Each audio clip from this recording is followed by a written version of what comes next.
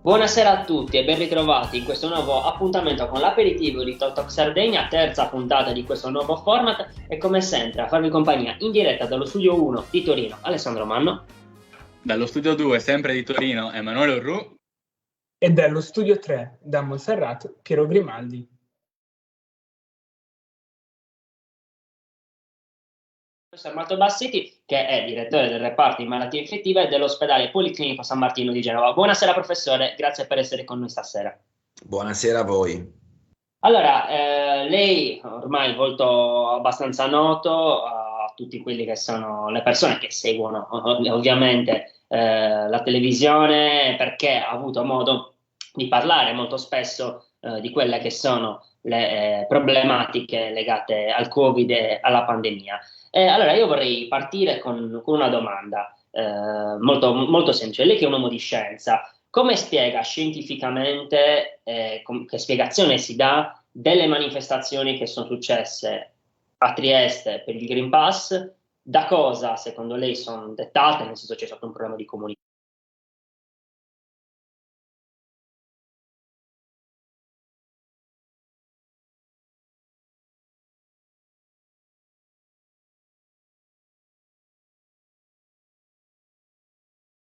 Credo che in generale sia giusto manifestare anche il dissenso. Tuttavia, credo che il dissenso abbia senso, scusate il bisticcio di parole, nel momento in cui si fa in pace e senza violenza. Quindi è giusto che ci sia qualcuno che non sia d'accordo e quindi come tale lo possiamo interpretare. Purtroppo in quelle piazze sappiamo bene che ci sono stati anche espressioni violente, ci sono probabilmente alcune frange che dicono no a tutto e che quindi oggi ci sono i vaccini, c'è il Green Pass, domani ci sarà, che ne so, qualunque altro tipo di problema e magari dicono no anche domani. Allora, il problema del dissenso sul vaccino è anacronistico, perché quando si vedono i risultati della campagna vaccinale italiana, che sono sotto gli occhi di tutti, perché noi oggi siamo forse il paese che è messo meglio a livello europeo, grazie alle persone che sono vaccinate, i nostri ospedali per fortuna hanno qualche caso, ma niente a che vedere con un anno fa o con 6 mesi fa. È chiaro che si finisce di negare un'evidenza che è di fronte agli occhi di tutti. Poi se si vuol dire che si è sbagliato qualcosa e che anche io o i medici abbiamo sbagliato qualcosa nella comunicazione, certamente si può dire, perché nessuno è perfetto, però anche perché la scienza è una materia in continua evoluzione e quindi quello che era vero 6 mesi fa magari non è più vero oggi e viceversa. Quindi qualche affermazione o qualche raccomandazione è stata anche errata, forse ha sbagliato anche il Ministero, il CTS, ricordiamoci il discorso di AstraZeneca, ma io credo che questo sia successo non perché si voleva il male degli italiani, ma perché si imparava sul campo. Quindi io credo che oggi manifestare contro i vaccini sia sbagliato. Manifestare contro il Green Pass, questo è uno strumento che il nostro governo ha deciso di prendere, unico probabilmente sul lavoro in Europa, ma lo ha fatto perché si voleva incentivare pesantemente le persone a vaccinarsi. Dopodiché si è ottenuto alla fine probabilmente un papocchio all'italiana, nel senso che inizialmente doveva essere un Green Pass rilasciato unicamente a chi era vaccinato o chi aveva fatto la malattia. Dopodiché si è messo il tampone e quindi questo secondo me è il vero errore che si è commesso.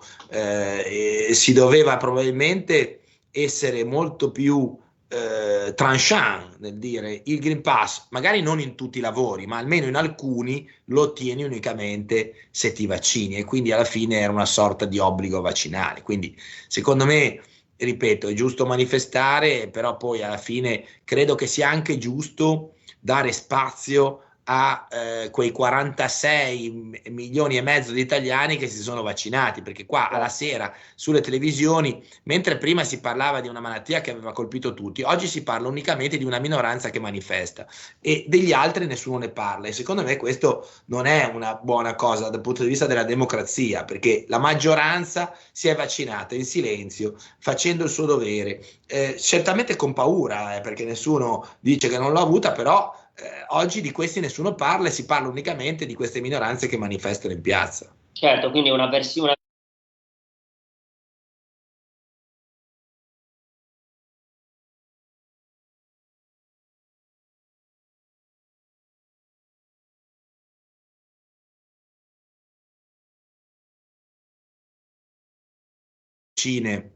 di messaggi da parte della gente che mi dice: ma perché noi ci siamo vaccinati?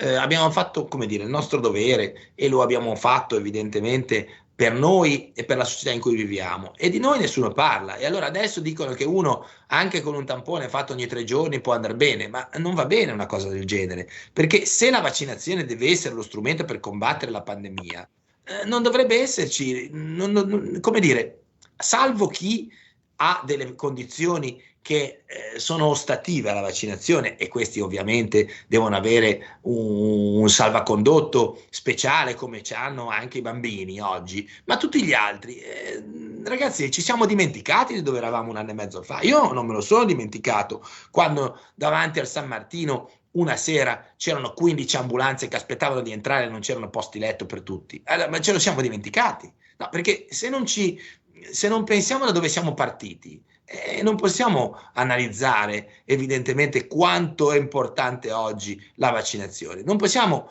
pensare che siamo in 2 mondi diversi, siamo nello stesso mondo di un anno e mezzo fa e grazie ai vaccini ne stiamo uscendo. Sì, Manu, devi disattivare il microfono però. Sì, l'ho appena fatto. Per passare, per guardare al futuro. L'Italia è il 27° paese al mondo che investe in ricerca, però facendo le proporzioni siamo all'8° paese che ha frutti sulla ricerca in quanto guadagno frutto di ricerca. Oggi il governo Draghi ha dato una grossa somma a questa ricerca. Secondo lei cosa manca in nuova linfa, nuove sostanze, nuove risorse per condurre la ricerca in Italia? Secondo lei, stando sui vaccini, come è messa la ricerca in Italia sui vaccini e ci possono essere in futuro investimenti maggiori? Ma allora, intanto il fatto che abbiano messo degli investimenti sulla ricerca è certamente un'ottima cosa, nel senso che noi abbiamo visto, io faccio professore universitario, abbiamo visto progressivamente negli ultimi 20-30 anni avere sempre meno fondi per fare ricerca indipendente, e quindi abbiamo fatto la maggioranza delle nostre ricerche, le abbiamo fatte in maniera spontanea o finanziate dai privati, fondamentalmente moltissimo nel campo della ricerca medica si fa anche in collaborazione con le aziende farmaceutiche, e meno male che ci sono, dico io, perché sono quelle che oggi consentono di fare tanta ricerca, anche ricerca buona. Il problema non è tanto avere messo i fondi sulla ricerca, il problema è poi spenderli bene, cioè spenderli dove servono, perché non vorrei che poi finisse come in Italia, che magari si mettono decine di miliardi sulla ricerca e poi a chi fa la ricerca veramente non ne arrivino e continuano ad arrivare esclusivamente quelli dei privati. Quindi sicuramente è un'ottima cosa.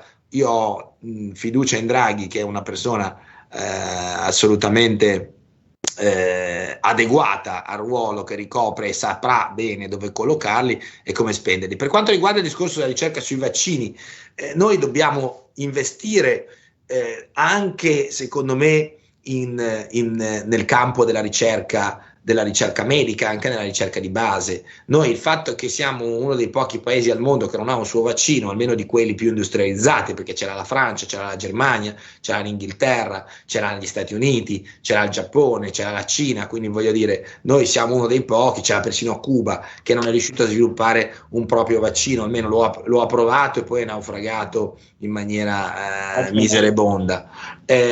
Io credo che oggi investire oggi per un vaccino sul Covid sia un errore, perché ci sono talmente tanti programmi di sviluppo nel mondo che ha molto più senso andare ad acquistarlo e magari produrlo in Italia, come succederà per esempio col vaccino di Pfizer che sarà prodotto da noi. Quindi, però dobbiamo lavorare non tanto per il vaccino sul Covid, quanto dobbiamo lavorare per altri vaccini, perché le malattie infettive sono tantissime e tutte prevenibili se si investe in ricerca. Quindi io vorrei vedere un mondo dove abbiamo la possibilità di essere vaccinati per le maggiori malattie infettive, e ne abbiamo ancora tante che invece il vaccino non ce l'hanno. Pensate alla malaria, che oggi ha un vaccino che funziona con molte dosi, se va bene, nel 30-40% dei casi. Non ce l'abbiamo per la toxoplasmosi, non ce l'abbiamo per il citomegalovirus, non ce l'abbiamo per molteplici altri virus che comunque colpiscono il nostro organismo, per molti batteri. Quindi io credo che si debba investire in ricerca futura nel campo proprio delle malattie infettive.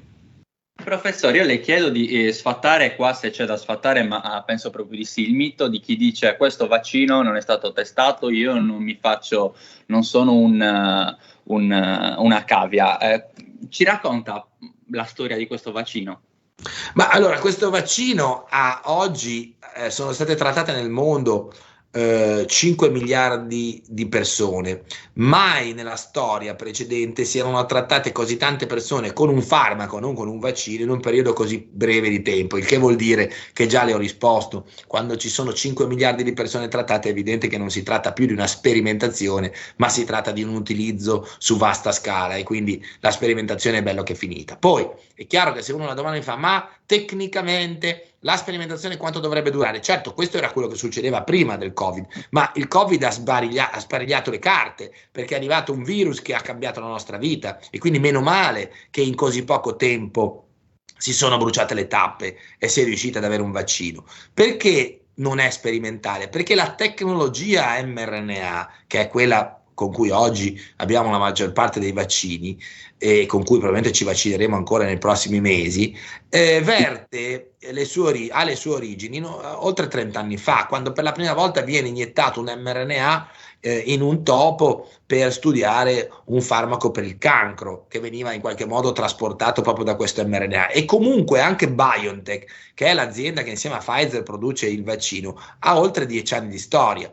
Stavano lavorando sull'mRNA per sviluppare un vaccino prima per il SARS-CoV-1, quindi per il virus della SARS, e poi per Ebola. E quindi cosa hanno fatto? Hanno semplicemente preso una tecnica che avevano già utilizzato, che è quella dell'mRNA messaggero, e ci hanno messo dentro, anziché il messaggio della SARS, ci hanno messo quello del Covid. E quindi è evidente che noi non siamo di fronte a una assoluta novità, ma siamo di fronte a un sviluppo di un vaccino che, ripeto, ha origini molti anni fa. Quindi credo che questo... E comunque diciamo una cosa: la sperimentazione è uguale sempre. Cioè non è che uno dice: vabbè, guarda, sai cosa ti dico? Che è arrivato un farmaco per il tumore che ho dato a mia mamma, a mia zia, a mia nonna, e meno male che c'è, che gli ha salvato la vita, e quello, la sperimentazione di quello sì, e la sperimentazione invece per un vaccino, per una malattia nuova no. Allora le aziende farmaceutiche che producono i vaccini sono le medesime che producono gli antibiotici, gli antitumorali, gli antidiabetici, gli antiipertensivi. Allora non è che possiamo avere sempre la teoria dei due forni,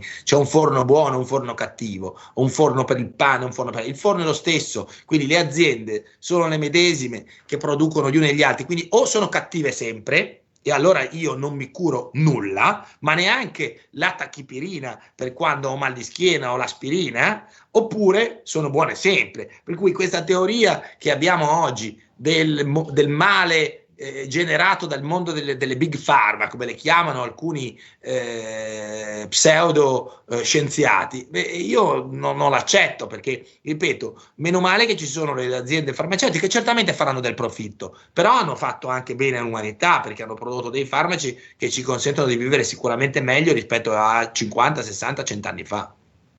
Professore, ne vorrei chiedere giusto un'informazione. Nei giorni scorsi sono comparsi i primi dati tra la differenza tra l'Italia e la Gran Bretagna. Ci potrebbe far capire la differenza, o forse l'errore nostro nella comunicazione, perché fino a 2 mesi fa si parlava di miracolo inglese che permetteva a tutti di ritornare a una vita normale come in un periodo pre-Covid, quando noi invece rispettavamo tutte le regole e tutto, quando adesso loro hanno più di 40.000 persone in terapia intensiva contro i nostri 3.000 su tutto il territorio italiano. Ma allora, guardi, la situazione inglese è una situazione che secondo me noi dobbiamo analizzare profondamente di quello che è successo. Allora, ci sono almeno 3 cose che probabilmente non stanno funzionando se i numeri continueranno ad essere questi anche nei prossimi giorni. La prima è che loro hanno iniziato le prime dosi di vaccino praticamente a dicembre del 2020, quindi i primi anziani sono stati vaccinati oltre 9 mesi fa, e quindi forse avrebbero dovuto ricorrere prima di altri alla terza dose, come ha fatto per esempio Israele. Cioè, noi abbiamo iniziato a vaccinare i nostri grandi anziani a febbraio-marzo, loro hanno iniziato 4 mesi prima, quindi noi siamo già partiti con le terze dosi. L'Inghilterra mi sembra che sia un po' più lenta sulla terza dose. La seconda è che loro hanno riaperto quando avevano il 65% di popolazione vaccinata, hanno aperto d'amblè tutto, cioè dall'oggi al domani, via ogni restrizione, si fa tutto quello che si voleva fare prima. E il terzo punto è appunto questo, che secondo me le riaperture giuste che ci siano, come stiamo facendo noi, step by step, cioè comunque in qualche modo non liberi tutti dall'oggi al domani, ma con calma. Allora, questi sono secondo me 3 elementi che ci permettono in qualche modo di capire come in Inghilterra forse le cose oggi non vanno del tutto bene. Tuttavia, i numeri dei contagi degli inglesi non sono tanto diversi rispetto a quelli che c'erano a luglio. Certamente oggi ci sono più ricoveri in ospedale, quindi è probabile che ci sia una parte di chi va in ospedale che non è vaccinata e una parte anche di chi è già vaccinato e magari la vaccinazione inizia a non funzionare, quindi sono quelli in cui bisogna correre rapidamente ai ripari, ed è quello che noi in Italia abbiamo iniziato a fare già dall'inizio del mese di ottobre, quindi le terze dosi per le persone più fragili sono già iniziate. Quindi io credo che in qualche modo sul Covid è molto difficile dire chi è stato più bravo. Io credo che si possa dire a livello di paesi chi ha sbagliato di meno, e questo lo vedremo nella primavera del 2022, quando speriamo tutto sarà finito. Si guarderà indietro e si guarderà quelli che sono i paesi che hanno fatto meno errori. Anche noi in Italia ne abbiamo fatti parecchi, però oggi devo dire che la situazione italiana, grazie a questa possente campagna vaccinale, ci permette di essere più tranquilli di altri. Non dimentichiamoci che noi ormai siamo a un mese dall'apertura delle scuole.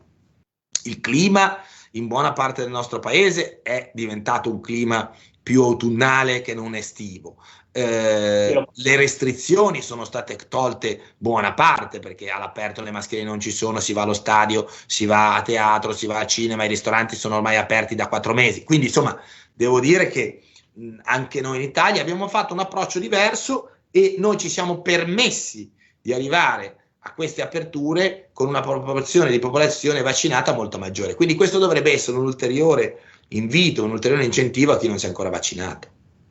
Senta professore, sempre in merito a questo discorso di aperture, quindi di vita che ritorna alla normalità, a parte appunto quei normali accorgimenti che ormai abbiamo imparato a conoscere bene, come si spiega alla luce di tutte queste cose in generale il clima di diffidenza nei confronti della scienza, che già esisteva da prima del Covid, perché ricordiamo che determinato modo di pensare, determinate teorie esistevano già prima. Lei, che comunque ha avuto modo anche di conoscere l'ambiente da vicino negli ospedali, si è riuscita a spiegare la motivazione che c'è dietro questo rifiuto? C'è un problema semplicemente che è una cosa molto difficile, oppure si sono dati degli strumenti bellissimi, come potrebbe essere internet, a gente che non era pronta a usarli per informarsi in merito a queste cose su determinati canali? Guardi, io credo che l'analisi debba partire da un problema culturale. Noi abbiamo in Italia purtroppo molte persone che a livello culturale hanno una bassa scolarizzazione, sono degli analfabeti funzionali, per cui si nutrono di ogni tipo di stupidaggine che trovano per strada dall'amico, che trovano sul web, che trovano su Facebook. Evidentemente questa è la prima pandemia, è la più grossa, ahimè, che è arrivata in era social, e questo non ha fatto sicuramente bene. Dopodiché ci sono messi anche alcuni miei colleghi, se così si possono chiamare, a confondere le idee, a voler fare i bastian contrari, e alla fine viene fuori che c'è una miscela esplosiva. Però guardi che la situazione italiana non è molto diversa rispetto a quella che c'è in altri paesi, per cui alla fine io credo che, ripeto ancora, stiamo parlando di una assoluta minoranza di italiani che nei prossimi 2 mesi sono convinto che si vaccineranno, buona parte di loro, perché si renderanno conto di non essere nel giusto, e noi siamo lì per spiegare, siamo lì per convincere, siamo lì per tranquillizzare. Quindi io credo che il compito di noi medici debba essere quello di parlare con queste persone. È chiaro che noi medici dobbiamo parlare, la politica dovrebbe essere tutta concorde nel dire che i vaccini sono la risposta, perché purtroppo nel nostro paese abbiamo anche visto una cosa paradossale, per cui ci sono alcuni partiti politici o alcuni esponenti politici che non hanno sposato in pieno il vaccino, anzi sono stati molto scettici dicendo io sono free vax, io sono per la libertà individuale. È chiaro che un rappresentante del popolo che vuole governare un paese non può dire queste cose, perché noi siamo, ripeto, siamo in una pandemia, non siamo in un momento, è come essere in una guerra. Non puoi dire, nella guerra devi stare da una parte o devi stare dall'altra, non puoi stare in mezzo. Certo, certo. Manu, carissimo, accendi Il microfono. il microfono. È che abbiamo il muro in comune, per cui a seconda di come parliamo ci incastriamo le voci. Comunque, professore, mi arriva una domanda dalla nostra redazione web in cui c'è scritto: con l'avvento del nuovo antivirale, leggo perché Molnupiravir, ideato per combattere, proprio lui, ideato per combattere il virus dell'infezione, proposto ora come antivirale per il SARS-CoV-2, secondo lei come cambieranno le terapie domiciliari? Se è una domanda troppo lunga, non lo so. Allora, diciamo che il Molnupiravir è un antivirale orale, ne stiamo studiando molti altri, in qualche modo, che ci daranno una mano per curare a casa la gente. Cioè, oggi noi la gente la curiamo con i monoclonali, cioè li facciamo venire in ospedale, facciamo un monoclonale e poi lo rimandiamo a casa. Dopodiché la maggioranza non ha neanche bisogno di farmaci, può essere curata a casa con dei banali sintomatici come si faceva per altre malattie infettive. Questi cambieranno sicuramente la storia futura di questa infezione, che comunque passerà dall'aspetto pandemico a quello endemico, cioè sarà più una infezione che colpirà tante persone insieme, ma avremo dei casi con dei momenti, dei cluster, delle epidemie. E quindi io credo che quando li avremo, avere la possibilità di avere a disposizione dei farmaci antivirali per via orale sia molto utile, perché a questo punto puoi curare veramente a casa con dei farmaci efficaci. Certo, Piero. Io invece le volevo chiedere, a proposito del ruolo che ha ricoperto l'anno scorso all'interno un attimo, mi scusi, Non c'è problema, non ti stai interrogando, professore. Del modulo biomedico, a proposito del calcio, qual è stato il suo ruolo all'interno del comitato e quali dovrebbero essere i passi che dovrebbe prendere la federazione da qui ai prossimi mesi per l'apertura, diciamo, con più pubblico? Ma allora, io faccio parte del modulo biomedico dell'AIA, dell'Associazione Italiana Arbitri, perché sono stato arbitro per tanti anni. Quindi di quella associazione faccio parte e ho aiutato in qualche modo il referente nazionale a stilare i protocolli per permettere agli arbitri di tornare ad arbitrare, di fare le cose in sicurezza, quindi stamponi, vaccini e compagnia. Quindi su quello ho dato una mano. Per quanto riguarda il ritorno al 100% di presenza negli stadi, io credo che già quello si potrebbe fare.